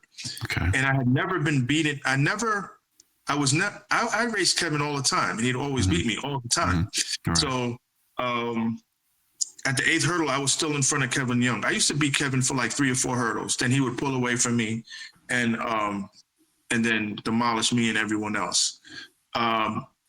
So I was at hurdle 5, hurdle 6, hurdle 7, hurdle 8, still in front of Kevin Young. I couldn't believe it. Like, wow, I've never been in front of Kevin Young this long before. And I even kind of like looked over, like, where's Kevin? And right there, and then I was approaching the hurdle, and I lost my focus because I was too focused on where is Kevin instead of focusing on the hurdle. And I hit the hurdle, and that was my worst concussion. In 94, I was 24 years old. And that time I was like in a daze and I couldn't continue to, I couldn't finish that race. Right. Paramedics had to come out, And I had this mark on my head for years, on the left side of my forehead for years. Never got my head checked out or scanned or anything. I just figured that this is just a few days of head pain, which is what it was. A few days of head pain, and then it'll go away. I was more concerned about my hamstrings, my knees, my ankles. All of that felt fine. Right. You see what I'm saying? So I was like, I'm not hurt, I'm good. You know what I mean? But it was a few months after that concussion that this kind of like this cloud started to come down on me, kind of like extreme depression. And I'm like, wait, why do I feel like this? Like a constant overcast. Like everything seems sad and gloomy. It's almost kind of like if you see a movie, the cinematographers know how to create the scene of gloominess with the music, with the gray background. Right. That's how it was with my depression. I'm like, what the heck is this feeling? Yeah. What is this feeling? So that started in late 94, but it was on and off. It was like a week on, then for a week I was okay, then 2 weeks on, then for 2 weeks I was okay, and constant back and forth. If it would have been a steady state of pure morbid gloominess and depression from then until now, I don't think I could have made it this long. Only thing that allowed me to make it this long was the fact that I had breaks in it. I had breaks in it. It wasn't total bipolar to where, because when you're bipolar, you go from depression to mania, and mania causes you to act overly excitable and kind of like erratic because you're a little too excited. I wasn't that. I would just go from being okay to being depressed, then okay, then depressed, and okay. So for many years, I went through that for the rest of my track career. So I was able to make it through the World Championships in '95. Something about when a big meet was coming up. My extreme focus would kind of like ward off the depression. There'd be a lot of anxiety, but that was normal pre-race anxiety that every athlete feels. That's not sickness. Right. So I would go from being like morbidly depressed into this pre-race anxiety, which felt better than the depression. So I made it through those World Championships in '95. I made it through the Olympics in '96. But then in '97, I got medicated because I couldn't take it anymore. But then it was just constant ups and downs. Different types of therapy, talk therapy, different types of medicines. And the medicines would make me feel different ways because I was not on the right medicine on that time. All through my 30s, and this is kind of a sad story, all through my 30s, all through my 40s, going from job to job, from Columbia to the Armory to New York Roadrunners, worked for a Christian college for 2 years. And then I began coaching, but it wasn't until age 50 that I read a book that said that, for people who have treatment-resistant depression or treatment-resistant mental illness, they should get their brain scanned because the other methods have not worked. Right. So you should get your brain scanned. It's a book called Change Your Brain, Change Your Life by Dr. Daniel Amen. Okay. So he proposed that if you have treatment-resistant depression, you should get your brain scanned. And after I read that book, I went straight to his clinic. He has 20 clinics throughout America, and he has one here in New York. Okay. I went straight to this clinic. They scanned my brain. They said I have a lot of underactivity in my frontal lobe. Okay. And now I'm 50 years old now when that happened, when I got my brain scanned. And it says, if your depression started when you were 24, then it could be that those concussions from age 22, 23, and 24 could have caused this underactivity that has lasted until this day. You see what I'm saying? So, and then he said, like, now, and the medicines you reported to me that you were taking were not good for this type of brain, what I'm seeing on the brain scan. You need a medicine that's going to reactivate your frontal lobe. Now, the medicines I was taking, and I know all of your viewers, some of your viewers may know about this because a lot of people know about antidepressants these days. So they'll learn. Yeah, well, they'll learn, yeah. But I had been taking serotonin reuptake inhibitors the whole time. Okay. One SSRI to the next, to the next, to the next, to the next. There's a lot of those. And they just seem to not work too well. One doctor put me just on the benzodiazepine for a few years because the SSRIs weren't working, and that wasn't a good idea either. Right. But so the doctor simply said, now, if this is a case like your frontal lobe is underactive, you need a dopamine reuptake inhibitor, not a serotonin reuptake inhibitor. Okay. So they put me on Wellbutrin. Now, Wellbutrin is prescribed. It's been around for years, but the doctors I had previously never saw me as a patient that would benefit from Wellbutrin. Okay. But he was saying that due to this brain scan, it looks like you're going to benefit from Wellbutrin. So you need to boost the dopamine levels in your brain as opposed to the serotonin levels, because dopamine works in the front part of the brain, whereas serotonin works all over the brain. It's like, and they told me, they said, you taking all of these serotonin reuptake inhibitors is like bringing sand to the beach. You never needed serotonin.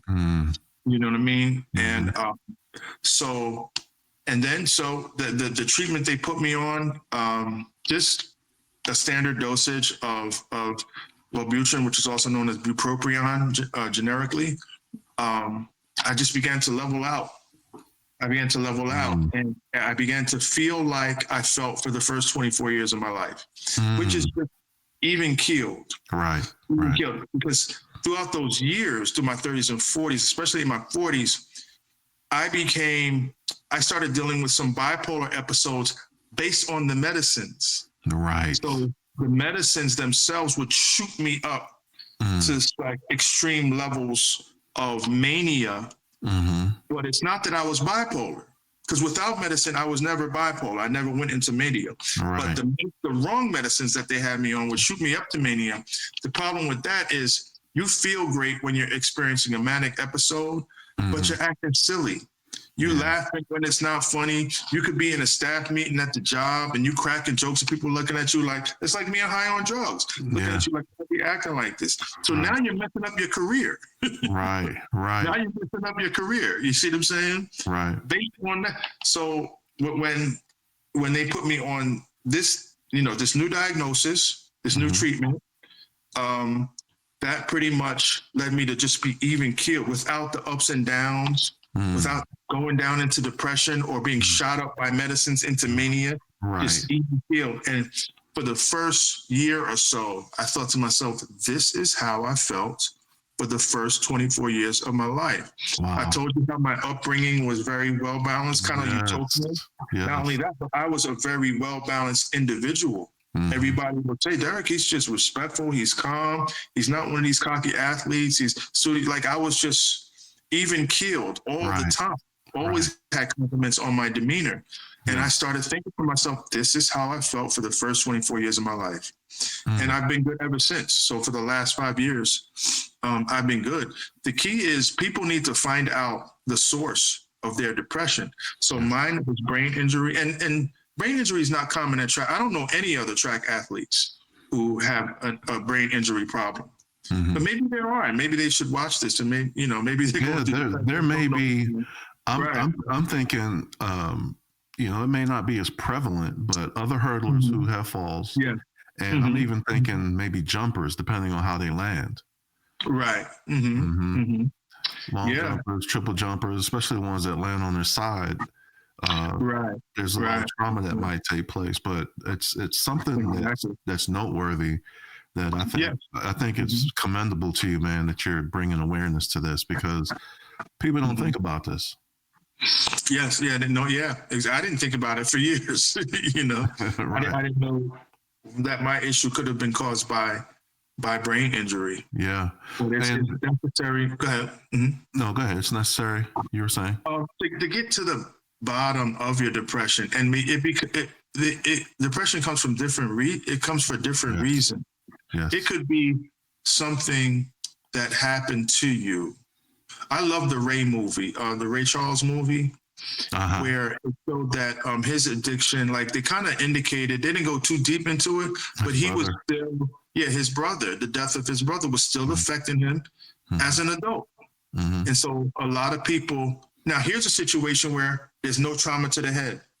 There's nothing physiologically wrong, but something happened to him, something he witnessed, something's bothering him. A lot of people, there's something bothering you in your life that's causing the depression. But then with me, it was actual physical head trauma.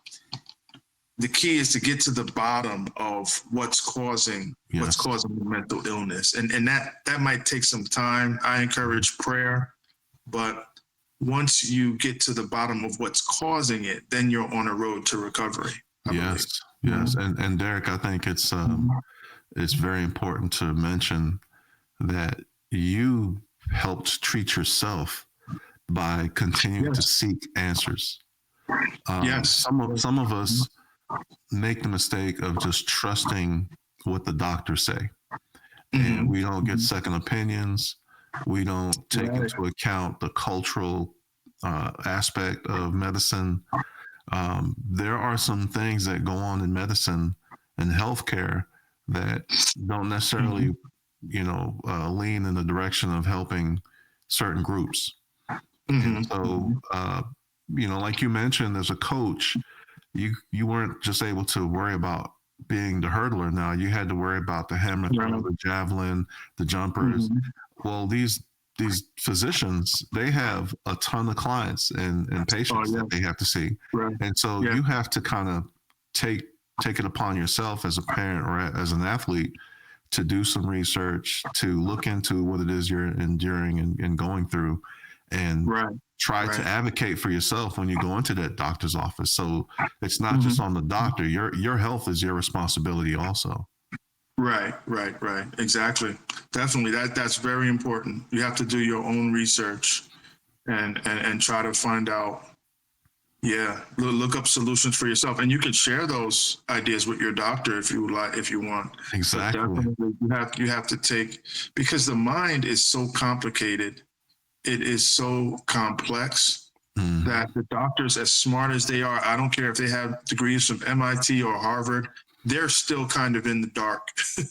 Yes, right. Because the mind there's so much information to know about the mind that the smartest neuroscientists and psychiatrists in the world are still just scratching the surface. They're helping people and they're coming up with good solutions, but there's still so much that they don't know. So we have to do. Yeah, you definitely have to. You have to take the bull by the horns and really try to find out your solution. Right. In addition to help from the professionals. Yes, sir. Exactly. Totally agree. And the thing too is, research is going on all the time, and I would dare say that back when I was playing at Tech and you were running and had your head injuries on the track, there were instances I'd be in practice and back then they'd say you got your bell rung, but that was actually a concussive event, right? Right. And so I'm sitting there on the field, can't put two thoughts together, and it was scary. I mean, it was so scary. But back then, when you had a concussion or concussive events, the treatment was putting you in a dark room, with the lights off, obviously, and minimal activity. But nowadays, I had the unfortunate experience of being in a car accident and had a concussion as a result of that. And nowadays, it's about getting back into the natural flow of things as soon as possible. Keeping that activity going. So keeping up with the updated research and what's going on now in medicine is also important. Right. That's true. Very important. What are your thoughts on what we can do to help shift the culture in sports from to viewing the neck up injuries and the invisible injuries, the invisible neck up injuries specifically, viewing those just as seriously as we do the hamstrings and the knee injuries? What do you think we can do? I think it's just to spread information, the information. And I mean, I think your you're going full steam ahead with it right now through this podcast and I see the other things you're doing on social media. This is it. Just putting information out there. I learned about that book because someone shared the information with me and asked me to read the book. So now the dispensing of information, every chance that I get, I will share. I will share with people. So there was a New York Times article written on me in 2022. Well, that article was written because I reached out to the Times. They didn't just reach out to me. Okay. This is 20 something years after my gold medal. So they journalists don't call me anymore, and that's fine. But I had to call them and say, listen, I want to share with the world this information. So they focus more so on the fact that it looks like my depression was caused by concussions. Okay. However, there's even more information that I'm in the midst of trying to put out there, wherein brain imaging should be a go-to for those dealing with treatment-resistant depression or treatment-resistant mental illness, brain imaging. And they didn't talk too much about that in the article. Okay. But however we can think to put the information out there, people will grab hold of that information. Like I grabbed hold of that book and went straight to the doctor's clinic. They say knowing is half the battle. Yes. So we have to just push information out there for people to learn more about how they can help themselves. And I commend you, Derrick, for being transparent and vulnerable and putting your story out there. I believe that, if I'm not mistaken, and forgive me if I'm wrong, that was the article that you mentioned, your suicidal ideation. Yeah, well, in more than one Times article. So the Times covered me in 2000. Okay. So I mentioned it then. That I was dealing with suicidal ideations, and even through, like I told you about the many years of depression. Yeah, when it would get extreme, I would start to contemplate suicide, and I was battling suicide, battling the temptation to commit suicide. Yes, and that's when the depression would become very, very extreme, on and off for a whole lot of years. And so I shared it with the Times in 2000. Okay. And then also called up another journalist in 2022. The New York Times, me being from New York, they've covered me like 5 times in my career. Okay. All of them like feature articles. Yes. So with 2000, when I first, and I wanted to share with the world in 2000 because so many people had a question of why is the Olympic gold medalist running so poorly? Why would you go from being so fast to not being fast? So I just presented it out there to my fans, like, this is what I'm going through. But even as I presented it in 2000, I couldn't share why I was going through it. Right, because you didn't have the... Right, I'm just depressed and have no idea why. And that was the article. Dealing with suicide. And so now in 2022, 22 years later, I share, okay, I found out why. I'm back. And this is it. Yeah. So, yeah. But yeah, I'm just grateful to God. And I like when I asked you how you doing, you say grateful. And that's how I feel every minute of every day. Yes, sir. That, ever since coming into the right treatment, I'm just so grateful. Things are going well. And then I'm just grateful that I've had a great 5 years since finding that solution. Yes, sir. Yes, sir. Yeah.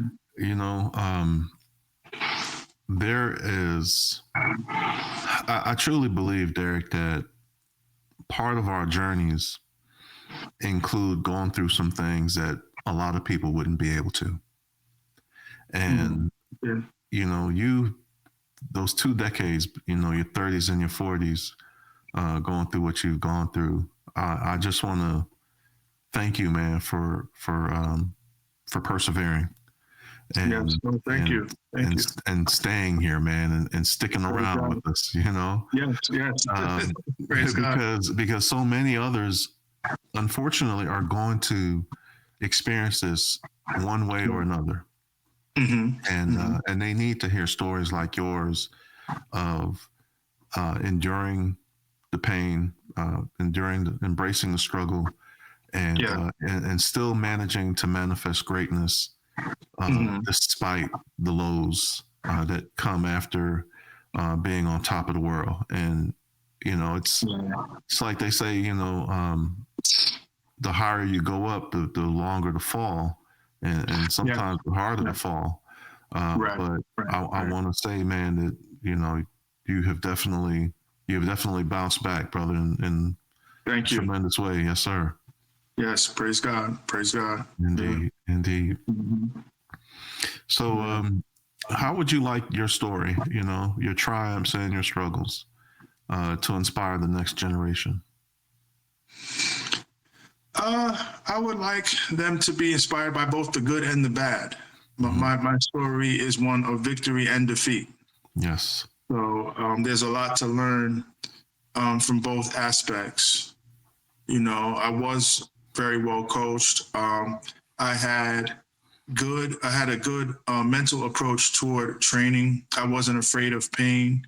I was disciplined. Yes, I took my schoolwork seriously. So I was kind of like that disciplined athlete, and that helped me to achieve. But then there's the bad parts of my story that I would like people to learn from that as well. That it's not all, even if you do achieve things at the highest level in sports.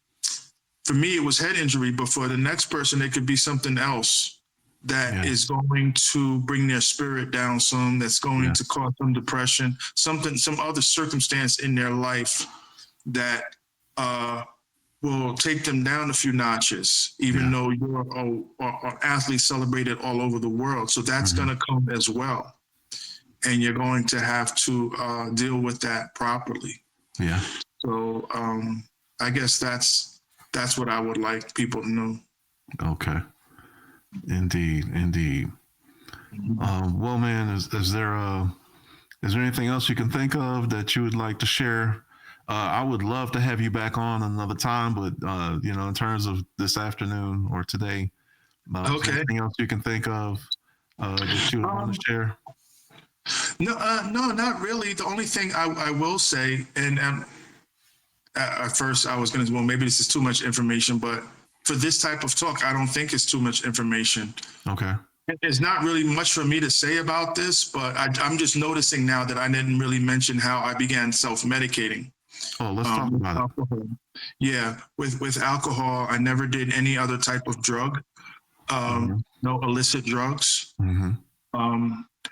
The only reason I didn't do the other illicit drugs because I didn't know how to get access to those things. Good. I tell people all the time, and my therapists and counselors, ever know cocaine, no heroin? I said, no. I said, or marijuana. And my crew, the Georgia Tech track guys, Wazoo and them, none of us did any of that stuff, not even marijuana. If I could get access to the other stuff to try to alleviate my pain, I would have probably tried. Right. But alcohol is accessible. So that's the only thing I could add to my story that I didn't share over the last hour is that I didn't always deal with it well. I began self-medicating and trying to drink my depression away. So in addition to the years of depression was also coupled with years of alcoholism. And that caused a lot of the standard problems that alcoholism tends to cause. And once again, it's a really tough road. I love that Ray movie, which showed how once he came to an awareness that it was him guilting himself for the death of his brother that had been bothering him all those years. The movie showed how then the heroin addiction went away. You see what I'm saying? And once I got to the bottom of my depression, the alcoholism went away. Because I was not a party going drinker. I was drinking at home just to drown out depression. Yes. That was a tough that was a tough thing too. So it was not just dealing with depression, dealing with alcohol, but once again, I give all praise, honor, and glory to God for delivering me from that as well. So now it's been 5 years of putting that behind me. So God is good. He's delivered me from things that some say you can't be delivered from this, or a lot of people end up giving up, you know, and they end up unaliving themselves. But God is good, and I give all the glory to Him. Indeed. Yeah. And you know, just like you mentioned, people learning from your wins and your defeats. You know, I think that they can also win. They can also learn from your experiences with substance misuse. And you know, a lot of times when we're young, when we're young and we're men, in particular, we just don't know that there are far better ways to deal with our challenges and our stress, our anxiety, our depression, our pain, our grief, our loss. There are so many better ways to deal with that than to drink it away. But like you said, you know, it's easily accessible. And sometimes we think that, you know, numbing is the way to go. But it's oftentimes we try to escape through this vehicle called alcohol and drugs. But when we get off that ride, those problems are still here. Yeah, and it feels a lot worse too. And we're less prepared to deal with them. Yeah. It makes it worse. It makes it a whole lot worse. Yeah. Indeed. Yeah. And thank you for mentioning that. That's so important, because nowadays, you know, the youth, they're involved with all kind of prescription medication. You know, they're doing the lean and things like that now. And this lean, stuff, I haven't heard of that. You said it's the lean? It's the lean. It's like it's like promethazine and codeine. It's like a cough syrup.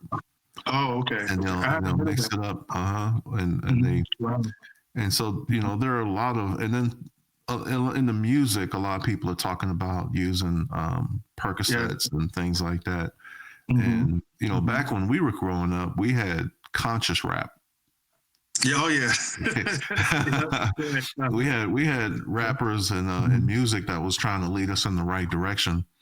Unfortunately, now, you know, that's not always the case. I won't go deep into that, man. But yeah, well, man, thank you for bringing that up and sharing that, because you know, I think a lot of former athletes experience that and trying to numb the pain, because it's you're not taught to deal with that. You know, you're not. When you get injured, you know, you're taught to get into the tub, you know, get some ice, keep your legs lifted, compression, you know, you learn all that stuff. But then when it comes to depression and grieving the loss of your sport, your social community as an athlete, you know, you mentioned your track team being your family and your friends, and going up to Diamonds 21, taking it back, Diamonds 21. You know, those are major losses, man. When you go from living in multi-million-dollar facilities on a college campus, or you know, like you said, the presidential suite, and then you go back home and it's not that way. That can be a lot to deal with, especially if you have no clue about what's next.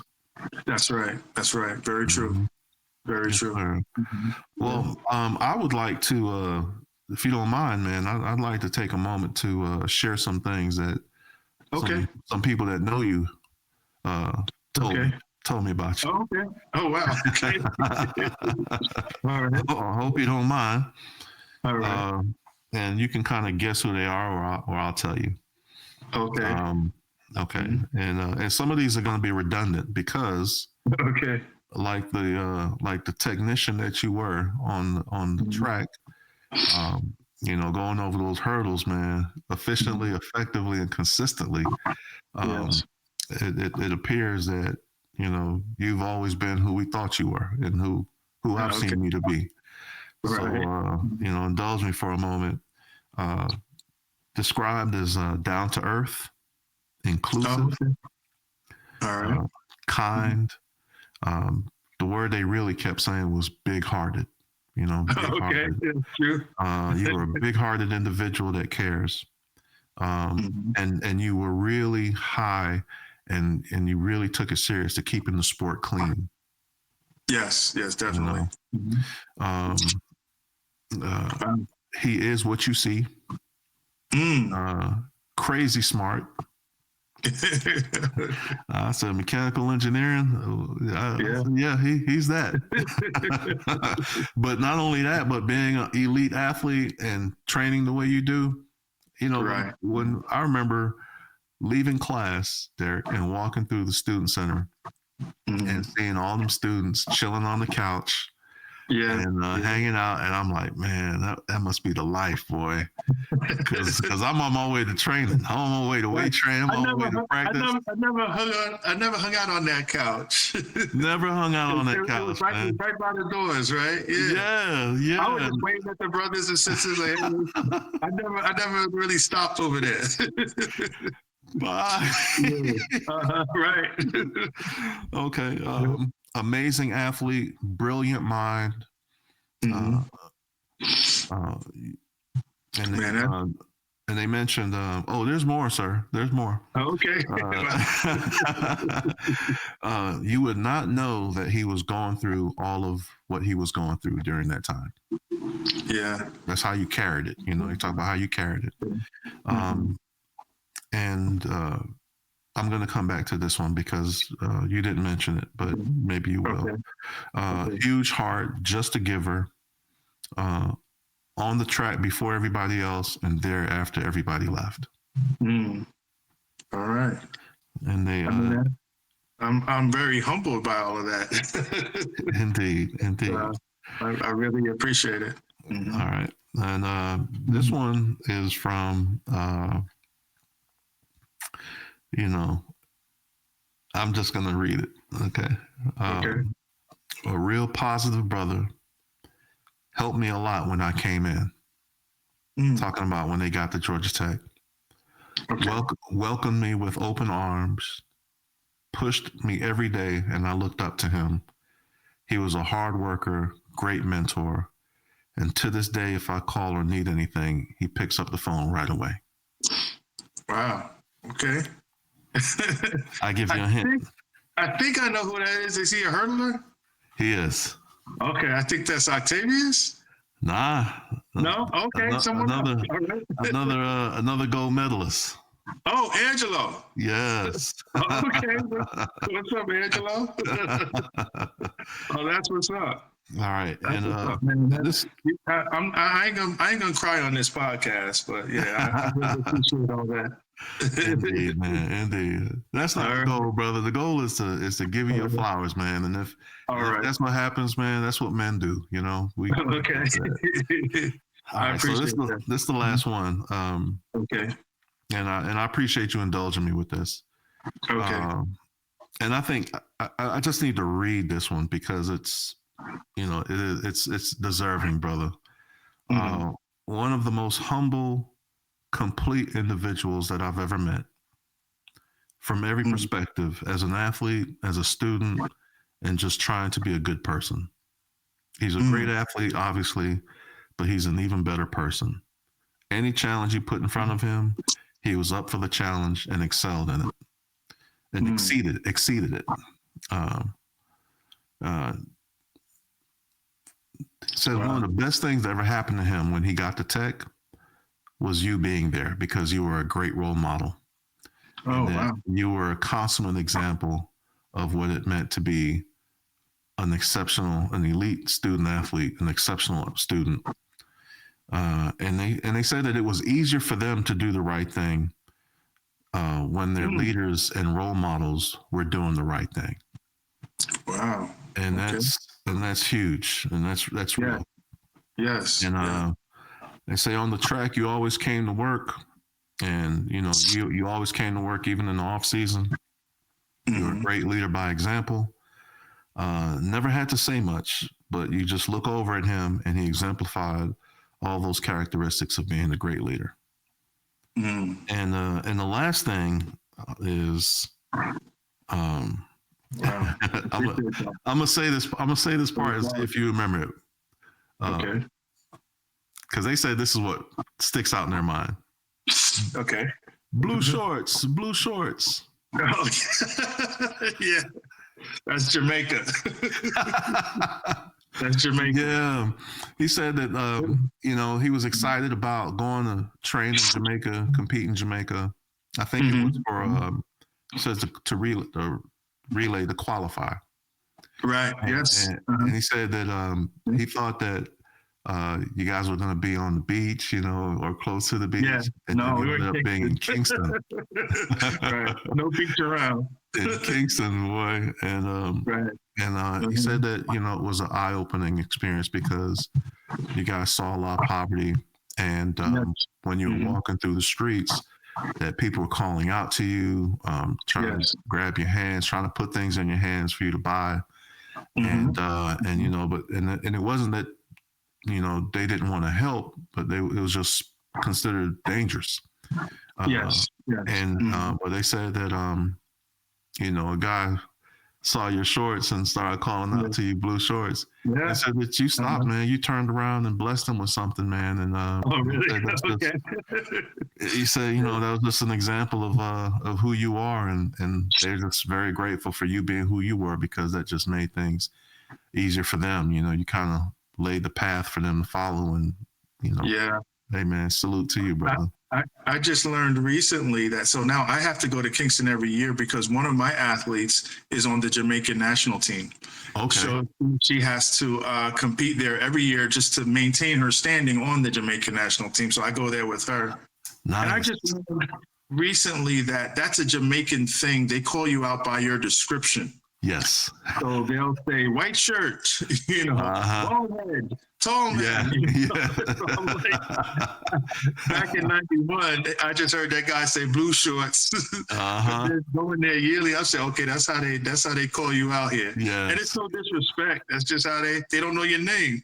Exactly. So they call you by your description. Exactly. So you don't know this, but my family is Jamaican. Oh, really? I didn't know that. Yeah. Okay.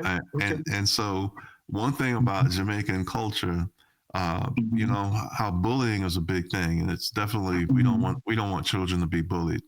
But a part of Jamaican culture is whatever is something that would probably make you self-conscious, they will call you by that at a very young age, and that'll be your name.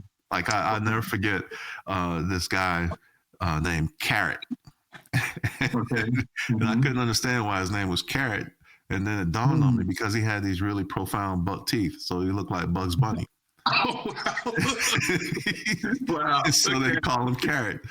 So needless to say, bullying is not necessarily at the top of Jamaica's list of things to worry about.